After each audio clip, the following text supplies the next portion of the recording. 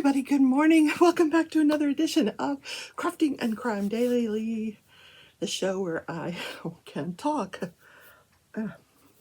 Hey everybody, welcome back to another edition of Crafting and Crime Daily, the show where I recap live trials, and we are doing the trial of the century. Well, I wouldn't say it. It's a big trial, probably the biggest, they're saying since OJ. I'm going to say probably the biggest since George Floyd. We got to give that George Floyd was a pretty big case as well. So, and that's probably my show started right about that time, a little bit before the George Floyd. But yeah, that's how long I've been doing the show, and I'm so glad to have you guys as subscribers. Please don't forget to leave a thumbs up. Yep, it looks like this. Just hit it. Helps the algorithm, helps YouTube push out my video so more people can craft while they listen to true crime. So, we're going to talk about day 10, 11, I don't know, I've lost track, of the Alex Murdaugh trial. Maybe 12. Who knows? So, first on the stand. Well, even before we get to the first witness, we learn that one of the jurors was at the emergency room. They weren't going to wait, so they were proceeding with the 12 jurors and the 5 alternates now. So, one down. They had 6 alternates. Now one is gone. So, we hear from CFO Jeannie Seckinger. Now, we've already heard what she had to say. She testified last week at the in-camera hearing in support of getting these financial crimes into the case. The judge says, yes, the jury can hear her testimony. So yesterday morning was her testimony. And I thought the prosecutor did a very, very good job of just laying it out there step by step and not muddying the waters or anything like that. Like, just, here's what he did. So sad. Jeannie started out by describing her background, how she'd known Alex since she was 16 years old, and 20 plus years business relationship with him through the law firm. She said he was successful not for his work ethic, but his ability to establish relationships and manipulate people. He did it through basically the art of bullshit, is what she said, literally, is what she said. She said that when he would come into the office, he wouldn't come in early. He'd come in later on, and then he would stay late, but he was always frenetic. She used that term, frenetic, which I thought was really interesting because the housekeeper described his demeanor when he came to see his mother as, what was the term she used? Fidgety. But she said he was always like that. So, okay. But she said he was always loud, always in a rush. We're going back to the office. Always loud, always in a rush. And so she proceeded to lay out how this law firm was also a victim of Alex Murdaugh through his financial crimes that they came to learn about and started to discover in May of 2021, and how he took the firm it cost the firm over $5 million that they had to pay back in attorney's fees, client awards, conservatorship fees. Yeah. So going back to 2011. So for over 10 years, he was doing this. Now, she went through the whole process of, here's how much the partners make. She said they each make a base salary of $125,000. And then any fees that they get all go into all right, here's how it works. For example, if Alex brought in a $100,000 fee, he would get all of that fee except for 7.5%. I think that's the way it worked. All of the fee except for 7.5%. 7.5% of that fee would go into a special account. And at the end of the year, that special account was, all the lawyers had pulled their 7.5% into that account, and that would be divided up amongst all the lawyers, so that the lawyers who weren't making these exorbitant fees, they got some money. They got a bonus at the end of the year. And Alex did very, very well. She said most years 6 figures, some years there were 7 figures, million plus dollars. So she said this all. She described that what happened on June 7th, the day of the murder. She had confronted Alex about this $792,000 fee that had been missing. And she said, I think you've taken this fee. He explained to her that he was it was in a trust. He was trying to figure out how to get it into his wife's name to hide it from the boat crash. So that's going to come back later on during some more testimony later on. She said that Alex managed to fool a lot of people, including herself. And she felt very betrayed by this. She really did. So she also talked about how, this is the law firm, the PMPED law firm, now known as the Parker Law Group, is a C corporation. So every year at the end of the year, they have to empty out. They have to end up with a zero balance. So how would they restart the following year? They would restart by some of the partners loaning money to the firm so they could pay expenses until the fees started coming in again. And there was one check that was written to, supposed to be written to Randy Murdoch, Alex's brother, who's also a partner and still a partner in the Parker Law Group. And it didn't, instead of it going to Randy, it went to Alex Murdoch. And he didn't cash it. So a few days later, he comes in and he says, can you write that check again? I lost it. They write him the check again, and he cashes it. And then about a year later, he cashes the first check too.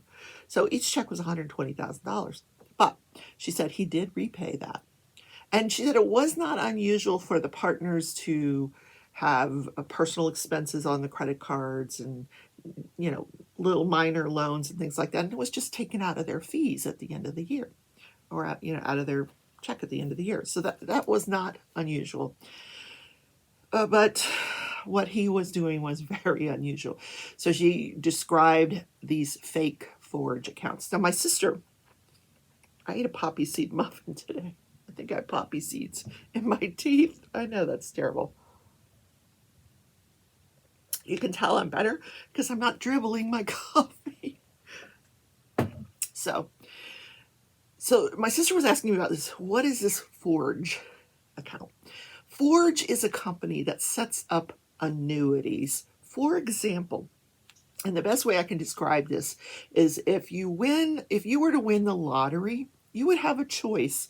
You could take a lump sum payment of whatever the winnings were, or you could take smaller payments over time.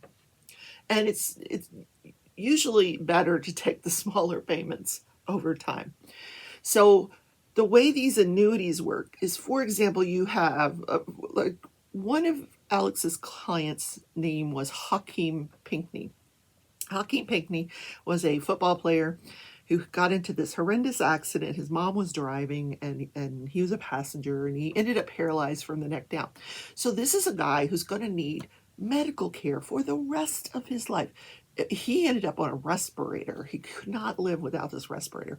So he had all these medical costs. He had to live in a nursing home, tons of medical expenses. So rather than pay a settlement for, taking their settlement as a lump sum, Alex told Hakeem Pinkney's family, we're going to set it up as annuity so Hakeem can get, well, I don't know if he actually told them that, but his plan was to set it up as an annuity, and that family would get a sum of money like monthly over the period of Hakeem Pinkney's life. And then when he passes away, then someone else would be the beneficiary of whatever's left of the money.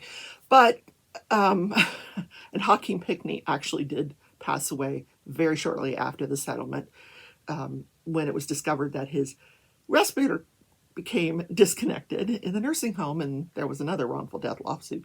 So long story short, That's what an annuity is. It's set up for the beneficiary of the lawsuit to have payments over time. So Alex would tell the client, I'm going to put your money into an annuity. Now, attorneys can also put their fees into an annuity. If an attorney opts to put his fee into an annuity, first of all, he would have to notify the law firm because, you know, it's their money. So, I mean, he gets a portion of that fee. I think they got 50% of the fees. I'm not sure how that worked. But so you can put the fees into an annuity and avoid tax consequences. You don't have to pay taxes on those fees.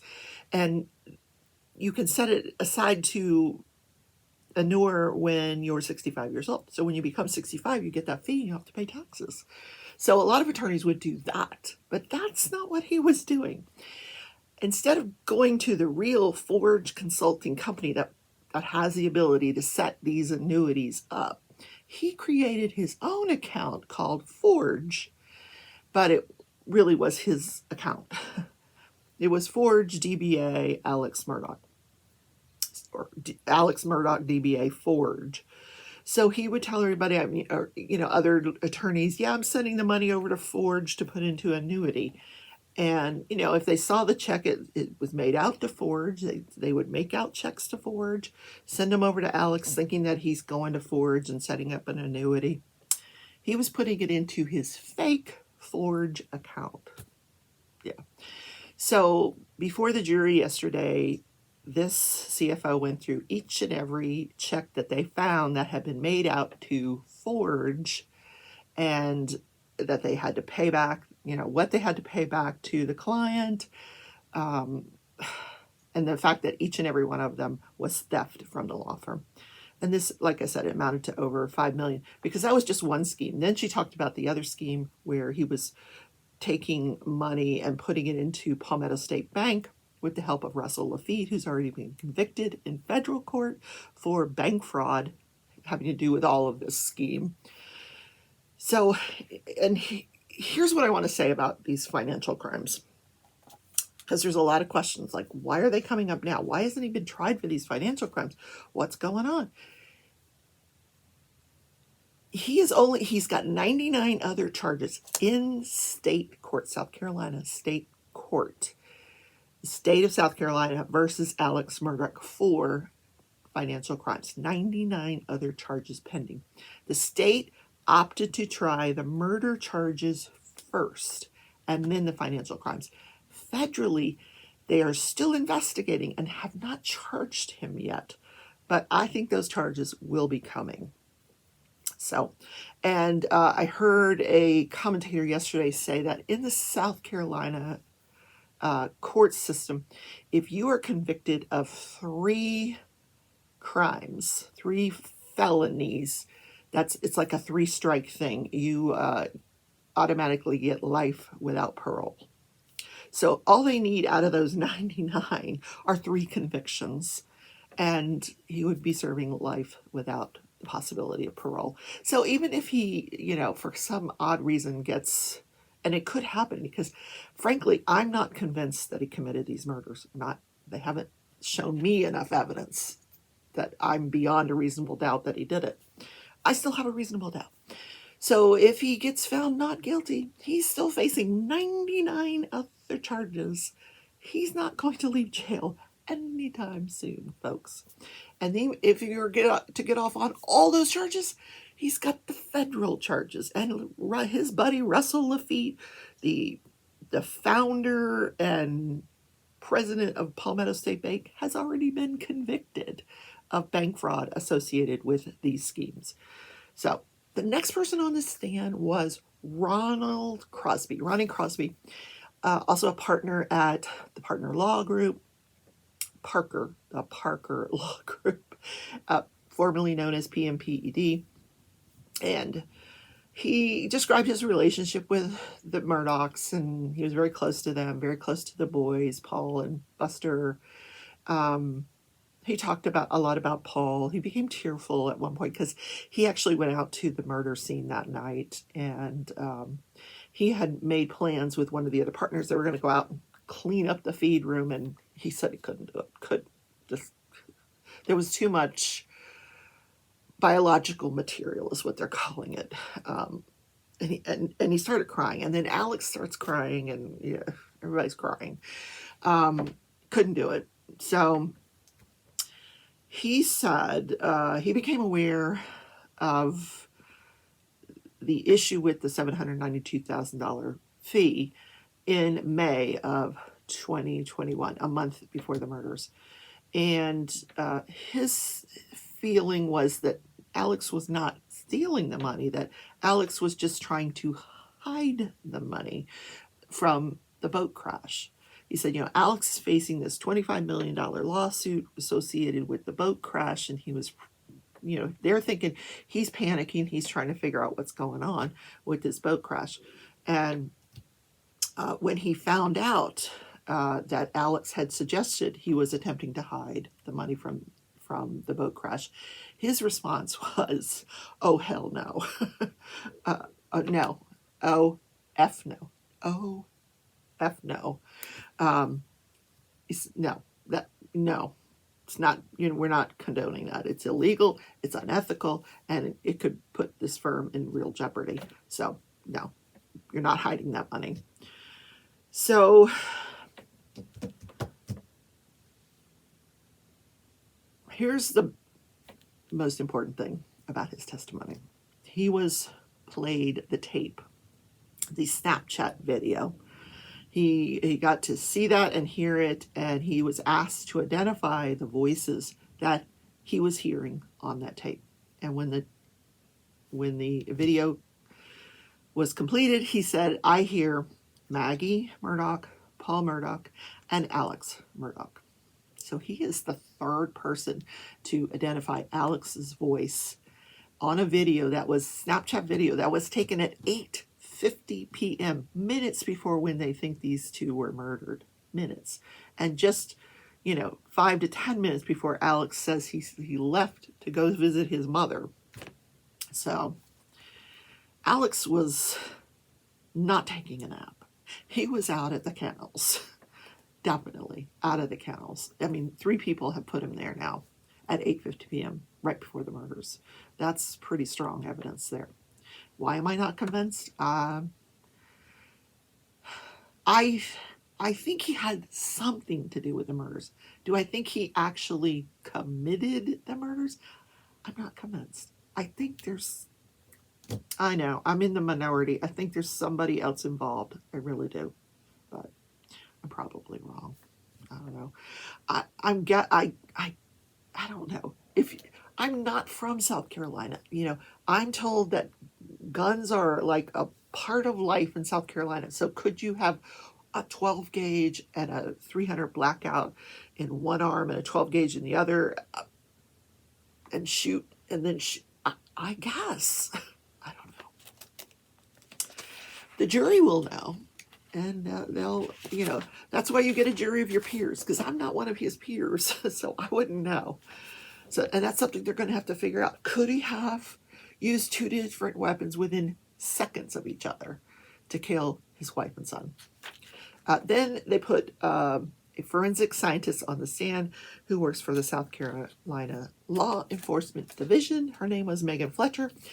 She is in the Trace Evidence Division.